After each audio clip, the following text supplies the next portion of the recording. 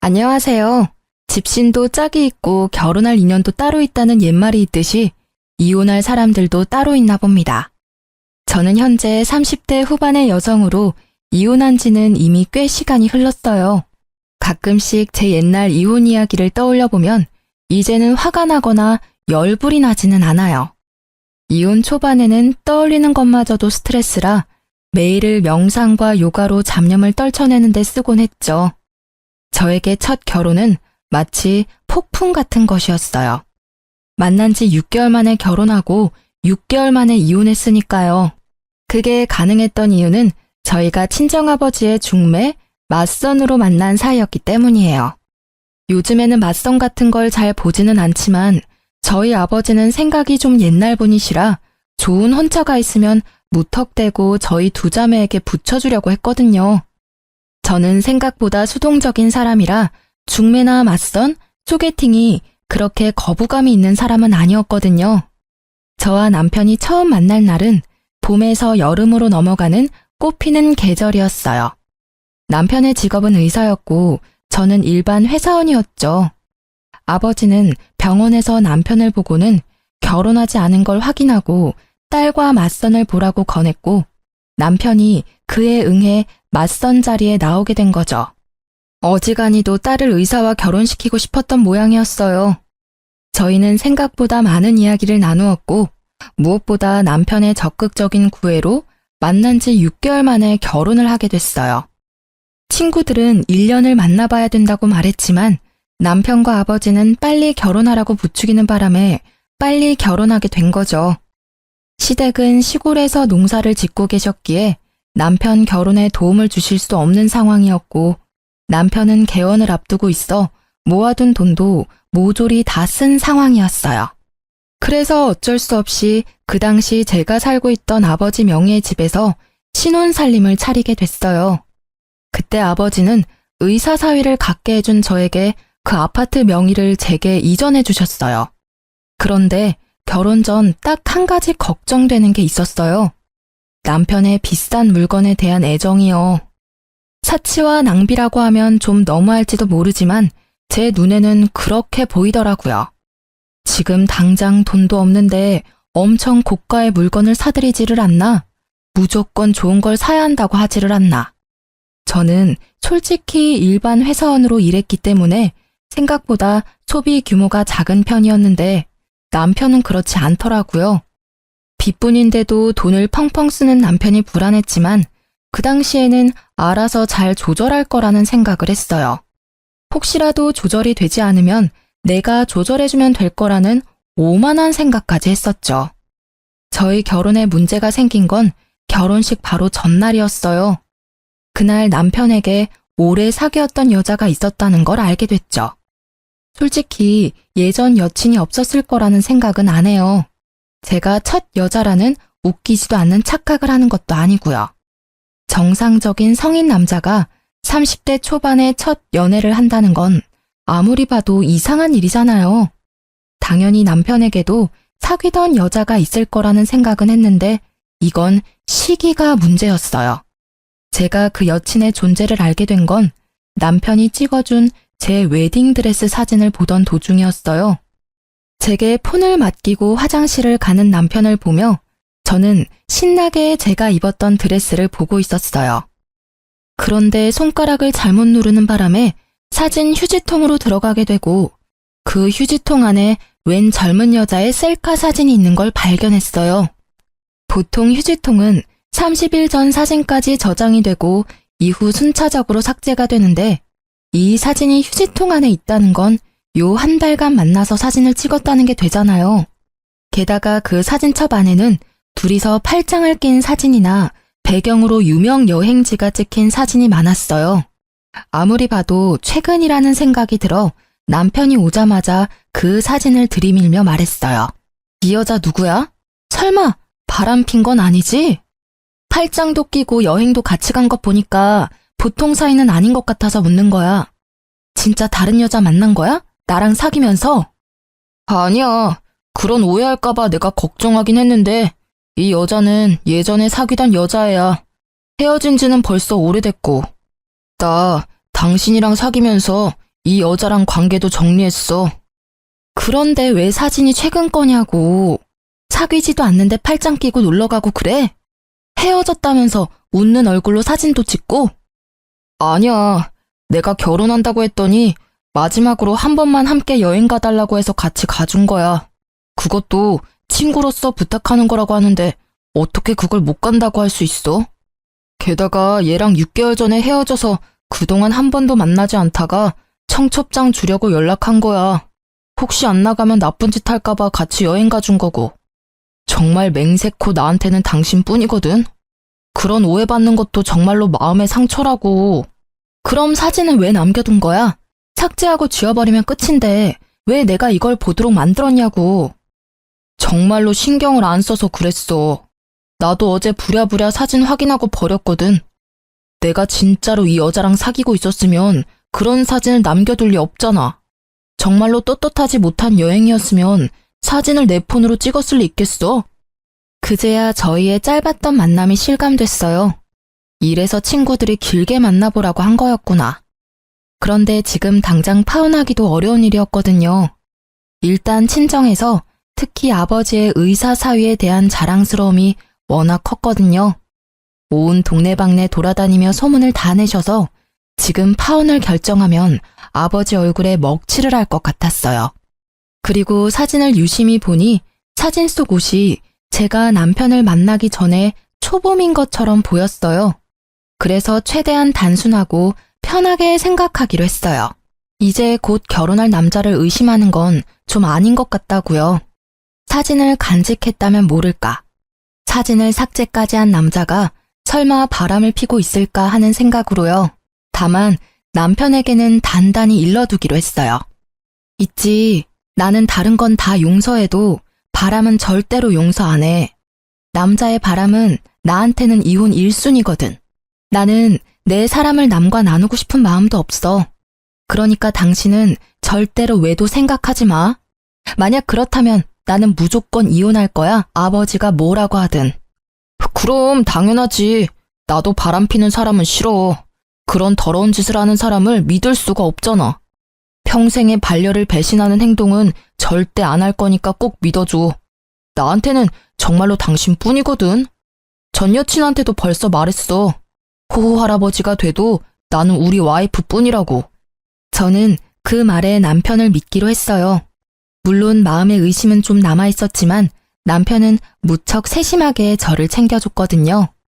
바람을 필 수 있는 시간적 여유도 없어 보였고 저와 있는 시간을 무조건 만들어줬기에 의심을 없애버리고 안심할 수 있었어요. 그렇게 평화로운 결혼 생활이 될 거라고 생각했는데 그리 쉽게 넘어가지는 않더군요. 그날에는 남편이 집에 없었어요. 1박 2일로 남자 동기들과 낚시 여행을 가는 날이었거든요. 한 달에 한 번씩 또는 2달에 한 번씩 꼭 가는데 저도 처음에는 의심해서 따라간 적이 있었는데 정말로 친구들끼리만 모여 노는 자리였어요. 몇 번 따라가고 난 뒤부터는 괜히 의심하는 것 같아서 따라간 적 없었어요. 그날은 인쇄할 게 하나 있었는데 퇴근한 후에 연락을 받은 거라 집에서 인쇄를 하려고 했어요.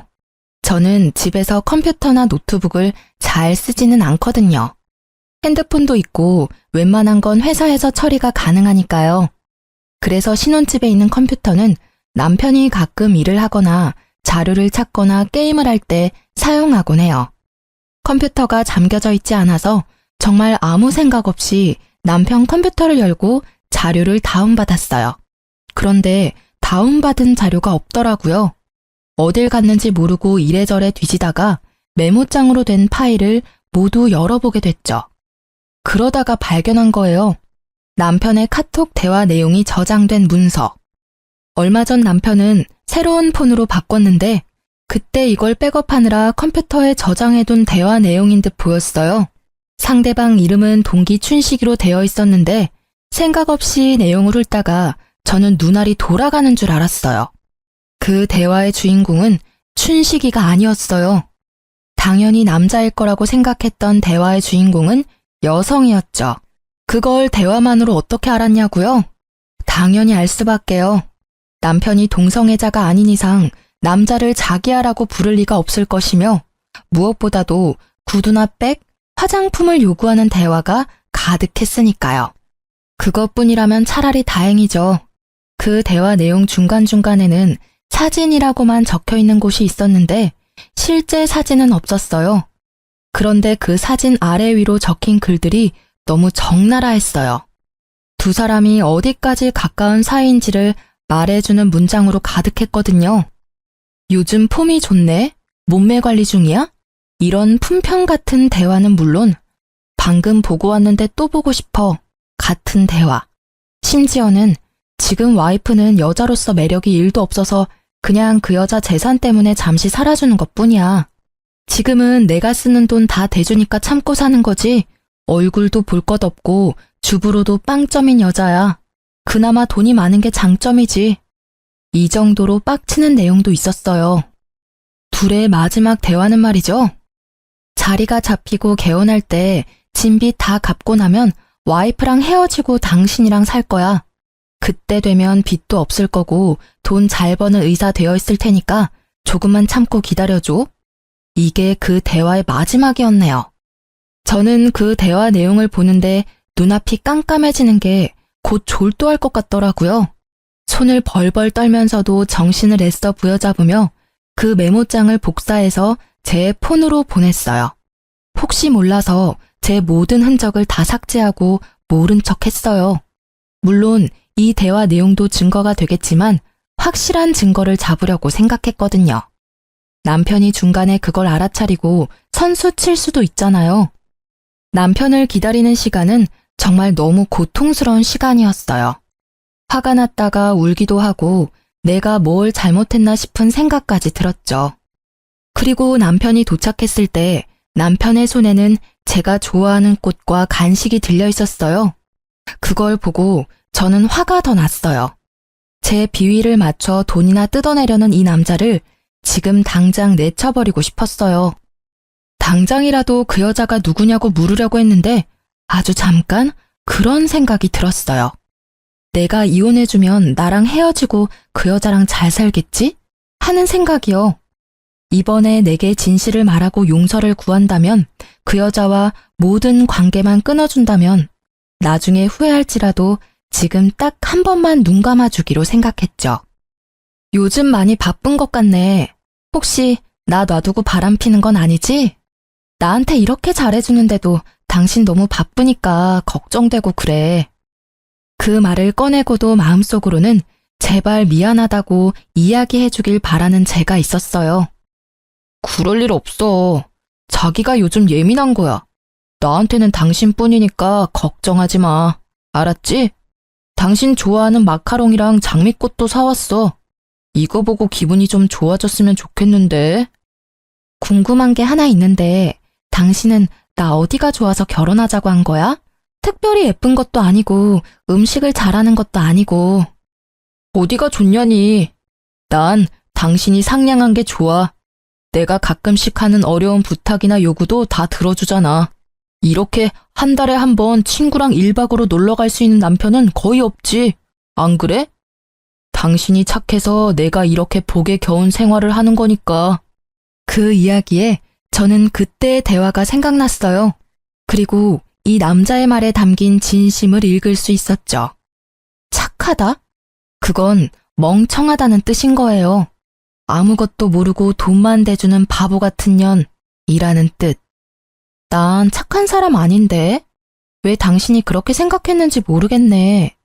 아, 내가 자기 신용카드 금액 모자랄 때마다 보태줘서 그렇구나? 그것만 있는 건 아니지만 그런 것도 도움은 되지. 다른 게 더 많아. 구체적으로 생각나는 게 없었겠죠. 저를 그저 물주로만 생각했으니 다른 게 생각날 리가 있나요? 그래?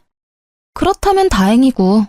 내가 주는 애정은 나중에 다 돌려받을 테니까. 응? 그게 무슨 소리야? 내가 자기한테 빌려준 돈들 어차피 자기가 돈 많이 벌면 나한테 갚아줄 거잖아. 안 그래? 솔직히 우리 집은 아버지가 돈이 좀 있어서 그렇지. 나 자체는 가진 게 크게 없잖아. 그러니까 나도 의사 남편 덕 좀 보겠다는 거지. 아, 그건 걱정 마. 그때가 되면 다 알아서 해줄게. 당신한테 지금 신세 지고 있는 것도 그때쯤에는 다 갚아줄 거야. 고생시키지 않고 호강시켜 줄게. 아버지도 의사 사위 좋아하셔. 나중에 아버지가 가진 재산도 동생이랑 나랑 반반 나누는 거 알지? 얼마 전에 회갑 앞두시고 재산 정리하시는데 생각보다 많으시더라고. 아버지가 자기 죽고 나면 이 돈 정확하게 반반 나눠서 준다고 나한테 의사 남편 잘 보필하라 하시더라고. 이 말은 당연 거짓말이었어요. 그런데 눈앞의 남자는 침을 꼴깍 삼키더라고요. 어지간히도 제가 던진 미끼가 먹음직스러웠나 보더라고요. 장인어르신도 참, 우리는 그런 거 없이도 잘 지낼 건데, 그렇지? 그렇지. 우리 잘 지내보자. 그리고 결혼식 전에 내가 한 이야기 기억하지? 난 바람 피는 사람이 이혼 사유 1위야. 바람만 피지 않으면 내 마음의 변화는 없을 거야. 저는 남편의 얼굴을 봤어요. 전혀 찔리는 구석도 없이 태연한 그 얼굴. 거짓말과 거짓 행동이 몸에 밴 그런 만들어진 미소였죠. 잘 알지. 나도 앞으로도 계속 노력할게. 우리 좋은 부부 사이가 되자. 알았지? 좋은 부부 사이는 무슨 돈에 눈이 먼 욕심쟁이 주제에. 남편의 말에 진짜 뜻이 보이기 시작하니 하나부터 10까지 제게 거짓말을 한 것들이 떠오르더라고요. 저는 이놈을 용서할 수 없었어요. 그래요, 이놈. 사람이 아닌 놈이죠. 이혼을 결심한 저는 남편의 뒤를 캐어 증거를 더 모으기로 했어요. 이때 저는 결혼과 함께 퇴사를 한 직후였기에 전업주부로 집안일만 하는 중이었으니 시간은 남아 돌았죠. 제 폰에 옮긴 메모장을 정독하며 두 사람의 패턴을 정리했어요. 어디에서 자주 만나는지, 무엇을 자주 하는지, 그리고 두 사람의 대화에서 특정 장소가 자주 언급되는 걸 발견하고 저는 그곳으로 가서 상간녀의 모습을 확인하기로 했어요. 하루, 이틀, 사흘, 그렇게 일주일이 지나고 남편이 내게 친구와 회식이 있어 늦는다는 문자를 보내왔어요. 그리고 저는 얼마 뒤 제 눈앞에 보이는 남편의 모습을 보며 오늘 상간녀를 볼 수 있을 거라고 확신했죠. 그리고 역시 상간녀가 모습을 드러냈어요. 그 여자의 얼굴을 보고 저는 더 놀라고 화가 났어요. 남편과 오랫동안 만났다가 헤어졌다는 결혼식 직전에 제게 들킨 전 여친이었거든요. 소리라도 지르며 당장 뛰어가고 싶은 것을 꾹 참았어요. 참을수록 복수는 속이 시원하겠죠. 지금 당장은 바람난 남편 뒤늦게는 못난 여자처럼 보일 테니까요. 죽어도 그렇게 보여주기 싫었어요. 잘못은 남편 놈과 저 상간녀가 했는데 말이죠. 저는 그 뒤로도 그 여자의 뒤를 캐기 시작했어요. 그렇게 여자를 쫓아다닌 지 3일 만에 그 상간녀가 만나는 사람들을 보다가 아주 좋은 복수 방법이 생각났어요. 저는 그 자리에서 제 여동생에게 전화를 걸었어요. 그리고 이렇게 말했죠. 상견례 날 10분 정도 늦게 갈 거라고 말이죠. 사실 여동생은 그 다음 주에 상견례를 앞두고 있었어요. 여동생이 시집가는 그 집안도 교육자 집안으로 아버지가 좋아할 만한 교양 있는 분들이셨죠. 자기야, 내가 오늘 중요한 날이니까 시간 비워두라고 했지? 오늘 일정 있던 건 아니었어? 오늘은 일정 없어. 근데 오늘 무슨 날이야? 그건 도착할 때까지 비밀인데. 일단 정장도 입고 좀 꾸미고 와. 알았어. 어디 좋은 데 갈 거야? 싱글벙글 웃는 남편은 좋은 곳에 간다고 생각한 것 같더라고요.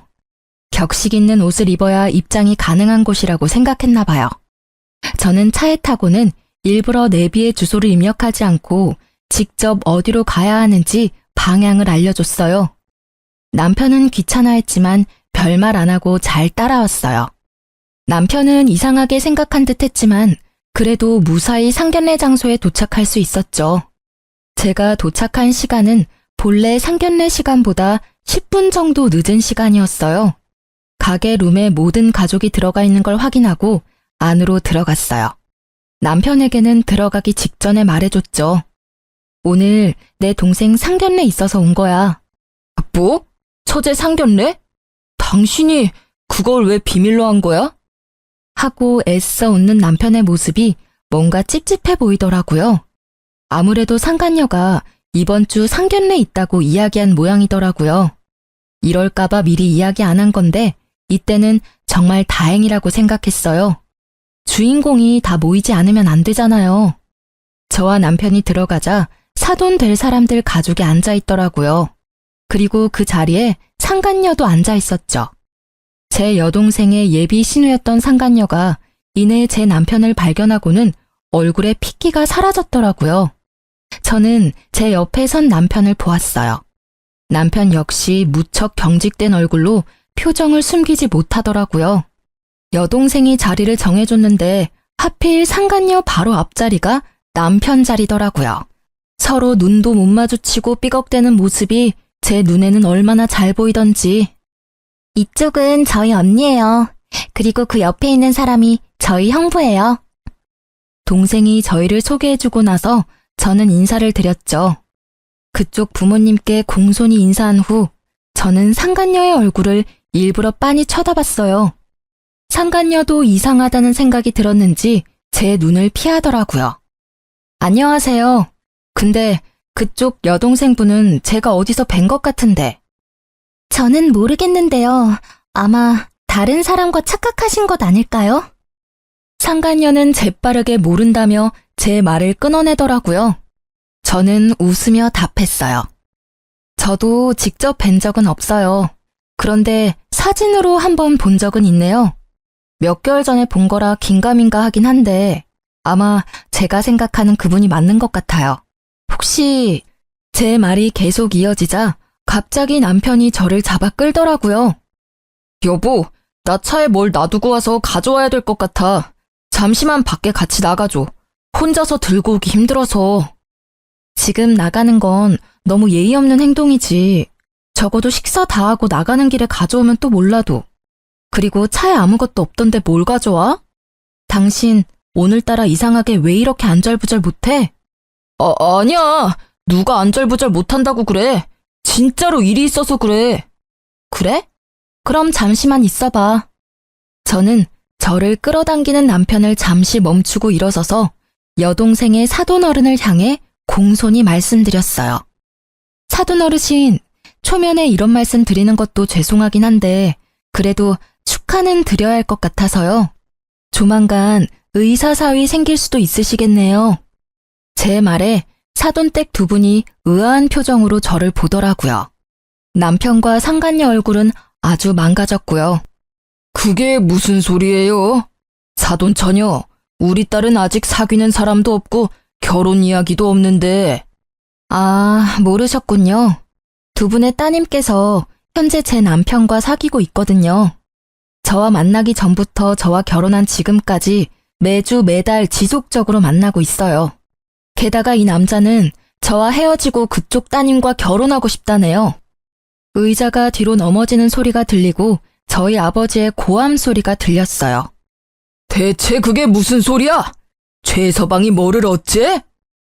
양가 부모님이 모두 놀랐지만 저희 친정아버지는 곧 숨이 넘어갈 만큼 놀라고 말았죠. 그리고 그런 아버지의 모습을 보더니 남편이 재빠르게 무릎 꿇고선 제게 애절하게 말하더라고요. 당신이 무조건 오해하고 있는 거야. 어디서 뭘 듣고 왔는지 모르겠지만 이런 좋은 자리에서 꺼낼 이야기는 아닌 것 같아. 응? 제발 부탁인데 우리 나가서 이야기하자. 조용한 데서 오해 좀 풀자고. 이런 자리는 진짜 그런 말 하기 어울리지도 않고 진짜 이 사람과는 당신이 생각하는 그런 거 아니라고. 그래? 이걸 보고도 그 말 할 수 있을지 볼까? 나 생각보다 많이 알고 있거든. 내가 오해한 건지 자기가 잘못 알고 있는 건지 이걸 보면 정확해지겠지. 저는 가방에 넣어왔던 인쇄물을 탁자에 올렸어요. 글자 크기를 크게 해서 인쇄했더니 아주 잘 보이더라고요. 뭐 그러라고 크게 뽑았지만 남편과 상간녀의 톡 대화 내용이었어요. 불륜을 정확히 특정하는 문장만 뽑아서 인쇄했죠. 종이 내용을 보는 양가의 부모님들은 크게 놀라는 모습이었어요. 당연하죠. 서로의 관계를 뚜렷이 보여주는 그 대화 내용에 두 사람의 관계를 짐작하기 쉬웠으니까요. 그리고 상간녀는 그 인쇄물들을 부랴부랴 숨기려고 열심히 주었지만 제가 한 장만 뽑아온 게 아니었거든요. 허공에 수십 장을 뿌려주니 그걸 회수하려는 생각은 못 하더라고요. 다만 얼굴이 일그러진 채 저를 노려보고 있었을 뿐이죠. 그리고 또 한 명, 일그러진 얼굴의 사돈 어르신이 손에 든 종이가 부들부들 떨리도록 떨고 있었어요. 아니, 여보게, 분명히 뭔가 착오가 있을 거야. 이름도 춘식이로 되어 있고, 그니까 이건 내 딸이 아닐 거야. 착한 내 딸이 불륜을 저질렀을 리가 없어. 사돈 어르신이 당황한 말투로 저에게 뭔가 잘못됐다며 말했어요. 필사적으로 딸을 변호하려 애쓰시더라고요. 그건 당연한 일이죠. 아버지가 딸을 변호하는 건. 그래서 좀 더 정확하게 알 수 있도록 말해드렸어요. 그게 궁금하신가요? 불륜을 하면서 당당하게 여자 이름을 저장하는 사람이 있을 리가 없죠. 이름은 가명일 겁니다. 그렇지만 의문을 가지는 건 당연하세요. 그러니까 아가씨, 폰 좀 빌려주실래요? 당신 전화기로 우리 남편한테 전화하면 분명 대학 동기 춘식이라고 뜰 텐데. 제가 번호를 알려드릴게요. 010. 제가 남편의 전화번호를 읊는 도중에도 상간녀는 절대로 자기 폰을 들지 않았어요. 오히려 다른 사람이 더 흥분해서 말했죠. 뭐하고 있어? 빨리 전화해봐. 너 설마 진짜로 불륜을 저지른 거야? 유부남이랑 사귄 거냐고. 번듯하고 멀쩡한 오빠 밑에 이런 여우 같은 여동생이 있다니. 애가 달아서 난리가 났더라고요. 그리고 그런 상간녀의 모습에 불륜을 확신하신 아버지는 털썩 주저앉고 말았어요. 이게 다 뭔 일이냐. 설마 최서방이 이런 짓을 저지를 줄이야. 내가 바라던 사위가 내 딸한테. 아버지, 의사 남편 두신 거 자랑스러워 하셨잖아요. 그런데 전 이제 이런 남편 필요 없어요. 머리만 좋으면 뭐해요? 그 좋은 머리를 몰래 바람 피는 데나 활용하는데. 여보, 미안해. 다 내가 잘못했어. 그치만 이혼만은 안 돼. 그러니까 제발 부탁이야. 내가 뭐든 할 테니까 제발 이혼한다고는 말하지 마. 내가 다 설명할게. 하나부터 열까지 당신이 충분히 이해할 수 있도록 내가 설명할 테니까 제발 밖에 나가서 이야기해. 남편은 그 자리에 무릎을 꿇으며 제게 매달리더라고요. 미안한데 나는 당신 ATM기가 아니거든? 그러니까 오늘부로 내 집에서 당장 나가. 사실 그 톡 대화 내용 나 다 봤어. 당신이 폰 바꾸기 전에 백업해둔 예전 내용까지 싹 다. 이런 대화를 보고 제정신으로 당신이랑 계속 만날 수 있겠어? 돈 때문에 결혼했다는데 내가 왜 당신이랑 같이 있어야 하는데? 어차피 나랑 이혼할 생각이었다면서. 생각한 것보다 더 일찍 헤어져 준다니까? 그 후에 둘이서 콩을 볶든 깨를 볶든 행복하게 잘 살면 되잖아. 왜 결혼 도중에 사람을 바보 만드냐고. 6개월 만에 결혼하자고 졸라서 할 만큼 우리 집 돈이 탐났어? 그런데 어쩌지? 나는 이제 더 이상 그 돈 못 주는데. 다른 데서 알아봐 이제. 아니야, 진짜 오해야. 그 뒤로 우리 진짜 만난 적 없고 나는 당신뿐이라고. 당신 없으면 나는 안 돼. 나 진짜로 당신 돈 때문에 만난 거 아니야. 그냥 그건 헛소리가 나온 거고. 그래, 술 취해서 그랬나 봐. 나는 기억도 안 난다고. 나 진짜 이혼 못해. 왜? 얼굴도 못생겼고 주부로도 못 쓰는 여자가 뭐가 중요해서. 아, 여전히 돈 때문이니? 그렇다면 이제는 저 여자한테 달라고 하면 되잖아. 왜 나한테 달라고 그래? 그리고 분명히 말하는데 내가 내 돈은 다 돌려받을 거야. 위자료는 물론 상간녀 소송도 걸 거야. 위자료 싹 다 받아먹을 거고 내가 당신한테 사준 것들은 고스란히 놔두고 가야 될 거야. 가져가고 싶으면 돈 내고 가져가던가. 저는 매달리는 남편을 뿌리치고 상간녀를 보고 말했어요. 그리고 잘 들으셨죠? 당신한테도 소송 걸 테니까 그렇게 알고 있어요. 이렇게 좋은 자리에서 소송 이야기해서 좀 그렇지만 결혼은 집안끼리의 결속이잖아요. 언니 남편과 불륜을 저지른 상간녀가 시누이라니 그게 무슨 막장 드라마냐고요. 동생에게는 정말 미안해서 얼굴을 못 들겠네요. 잘못은 저 두년놈이 저질렀는데 왜 저와 제 동생, 가족들이 고통받아야 하는지 모르겠어요.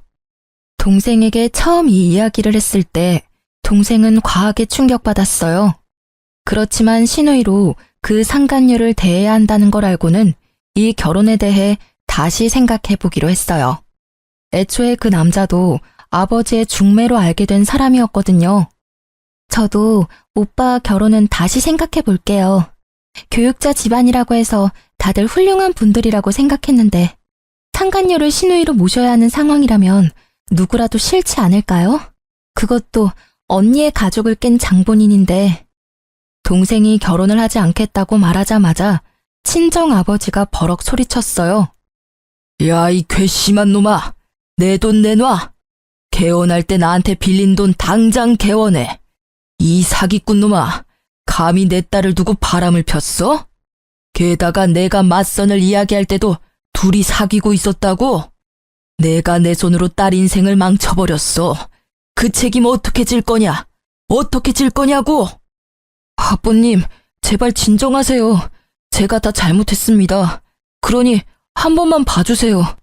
앞으로는 속지 않은 마음으로 와이프에게 충성을 다해서. 말이나 못하면 밉지는 않지. 너 같으면 진정하게 생겼냐? 넌 내 딸만 속인 게 아니라 우리까지 속인 거야. 그래놓고 뭐? 충성? 아주 거짓말이 입에 붙은 놈이구만. 사기꾼 주제에 우리 딸을 돈 뽑는 기계로 생각했다고? 그 돈으로 저 여자랑 놀러나 다닌 거야? 너 같은 놈한테는 단돈 1원도 아까워. 내가 줬던 돈 다 돌려주지 않으면 너 일할 때마다 찾아가서 돈 갚으라고 시위할 거야. 저는 저보다 더 흥분한 아버지를 말리느라 힘들었어요. 솔직히 제가 하고 싶은 말들을 아버지가 다 해버리셨거든요. 결국 남편은 아버지에게 빌린 돈 7천만 원에 의원 개원을 명목으로 빌린 대출금 1억 5천까지 고스란히 빚으로 떠안게 됐어요. 게다가 그뿐만이 아니었어요. 이번 달까지 쓴 엄청난 금액의 신용카드 금액에 곧 이혼 소송으로 지불해야 할 위자료도 내야 했죠. 그러니 사색이 되어 있더라고요. 얘야, 뭐라고 말 좀 해봐. 저 사람들 말이 다 사실이냐? 네가 진짜로 유부남이랑 만난 게 맞아? 어떻게 네가 그럴 수가 있어? 우리가 너를 어떻게 키웠는데? 저쪽 집은 저쪽 나름대로 뒤집어졌더라고요. 파혼당한 상간녀의 오빠도 자기 여동생을 추궁하더라고요.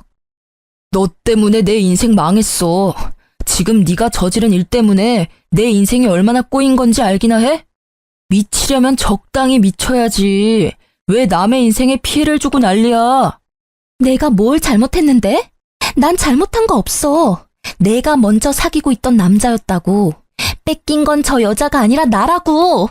그렇게 소리질러 봤자 유부남과 만난 미혼 여성, 그 부분이 변하는 건 아니니까요. 한참 바쁜 그 집 사람들을 놔두고 저희 친정 부모님과 동생은 밖으로 나갔어요. 제가 먼저 내보냈죠. 어차피 이혼은 제가 하는 거고 두 분 부모님이 너무 흥분해서 곧 쓰러질 것처럼 보였거든요. 그 뒤로 제가 밖으로 나오는데 남편이 저를 쫓아 나오더라고요. 여보, 내가 그 여자랑 헤어질게. 맹세코 그 여자랑 더 이상 만나지 않을 테니까 나 버리지 마, 응? 지금은 안 돼. 아직도 정신 못 차렸네. 그럼 헤어지겠다는 소리를 왜 밖에 나와서야 하는 건데? 헤어질 거면 그 여자 있는 자리에서 선언했어야지. 아직까지 그 여자가 신경 쓰이나 봐? 이 상황에서도 참 대단한 사랑이네. 그 여자가 그 헤어지자는 말 들을까봐 신경 쓰는 걸 보니 한 번 속았으면 많이 속은 거야. 두 번 다시는 안 속을 거고 당신이 진짜 그 여자랑 헤어진대도 나는 이제 상관없는 일이야. 우리는 이제 이혼할 거니까. 그리고 당신 얼굴 꼴도 보기 싫으니까 오늘 중으로 집에서 나가줘. 아니면 당신 물건 싹 다 용달차에 실어서 시골에 있는 시댁으로 보내버릴 테니까. 결국 제 으름장에 남편은 불이 나게 집으로 가 자기 물건을 챙기더라고요. 홈캠으로 보니 비싼 물건부터 쭉 쓸어 담는데 저런 본성을 내가 왜 여태까지 몰랐을까 하는 생각만 들었어요. 그리고 이후 전 남편은 연락이 없었어요. 그런데 의외의 사람이 저를 찾아왔더군요. 바로 여동생과 결혼하기로 했던 남자였어요. 상간녀의 오빠요. 그는 상간녀를 데리고 저를 찾아왔어요. 이렇게 찾아와 죄송합니다. 정말로 사죄의 말씀을 드려야 할 것 같아서 동생을 데리고 온 겁니다.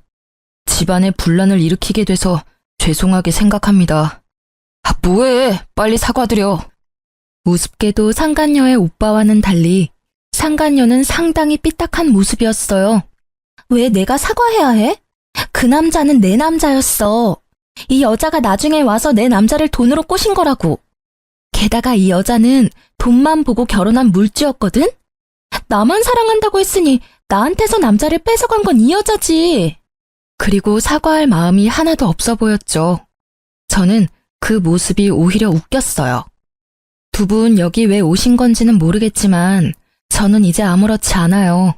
저희는 이혼하기로 했으니까 당신은 제 전 남편과 잘 만나시면 될 것 같네요. 그런데 그 남자 지금 한 푼도 없어요. 말 그대로 빈털털이죠. 저한테 다 털린 데다가 이번에 위자료도 내야 하거든요.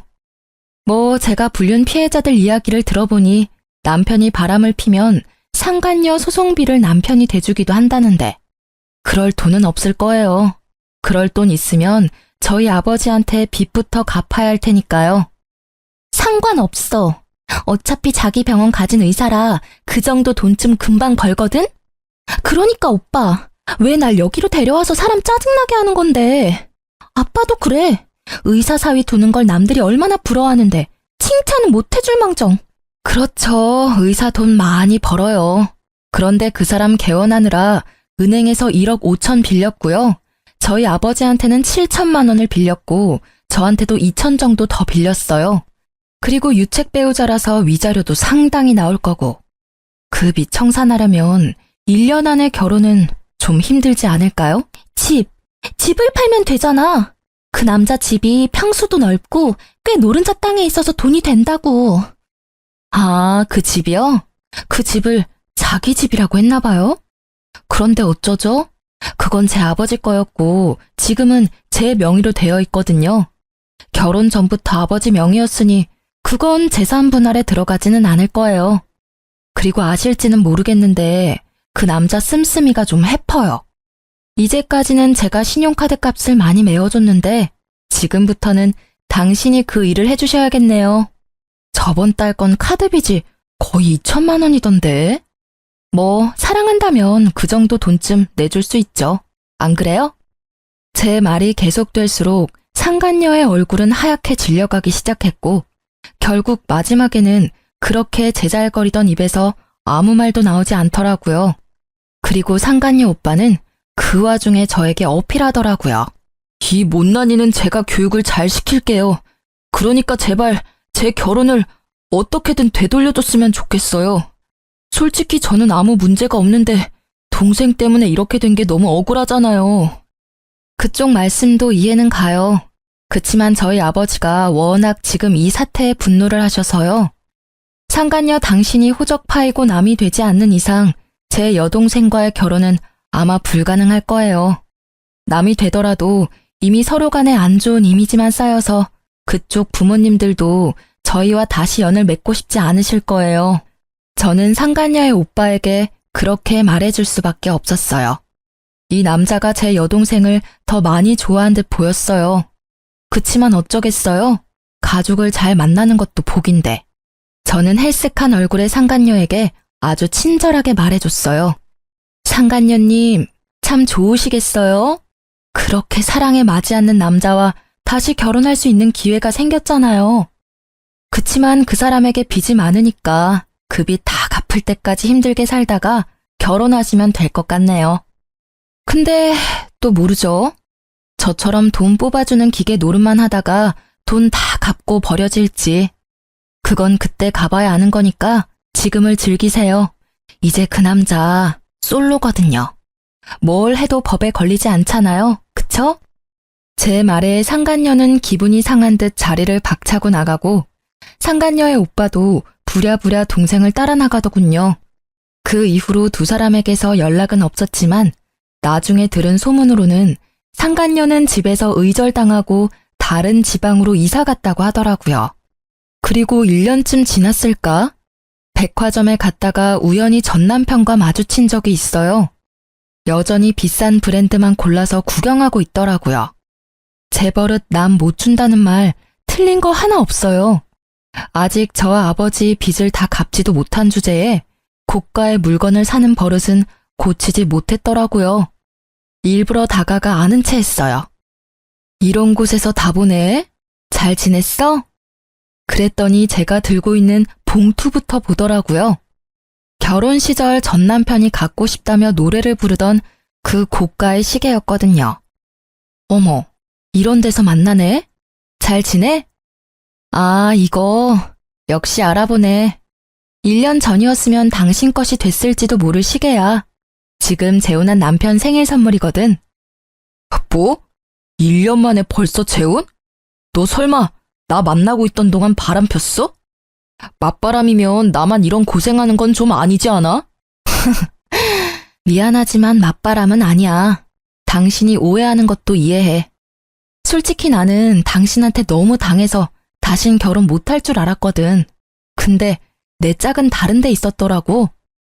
그런데 상간녀랑은 잘 지내? 그쪽은 이미 헤어진 지 오래야. 상간녀 소송비 못 내준다고 하니까 헤어지자더라. 너 그 여자한테 뭐라고 말했어? 뭐 사실을 말했을 뿐이지. 당신이 이룬 것 중에 뭐 하나 당신 힘으로 이룬 게 없다는 거 말이야. 빚이 그렇게 많다는 게 헤어진 이유 중에 하나라면 이해는 해. 일반인들이 감당하기엔 확실히 큰 금액이잖아. 이렇게 이혼하고 보니 정말 다행이라는 생각이 들더라. 그리고 네가 이렇게 힘들게 사는 걸 보니 너무 기쁘고. 이혼한 뒤로 사람 많이 변했네. 그런 이야기도 할 줄 알고. 다른 사람의 불행을 자기 행복처럼 여겨도 되는 거야? 그리고 외도라고 해봐야 딱 한 번이었잖아. 외도 한 번에 이혼당했다고 하면 어디 가서 웃음거리밖에 안 된다고. 그만큼 당신이 날 믿지 못하고 사랑하지 못한 거지. 웃기시네. 외도는 한 번뿐이었지만 그동안 나한테 해온 거짓말은 하나가 아니었으니까. 얼마나 많은 거짓말을 하면서 얼마나 많은 시간을 속였을까 생각하면 지금도 겨우 가라앉힌 화가 끓어오를 것 같거든? 결국 제 말에 아무 말도 못하고 전 남편이 먼저 자리를 뜨더라고요. 하긴 지가 할 말이 뭐가 있겠어요. 할 수 있는 말이 없을 텐데.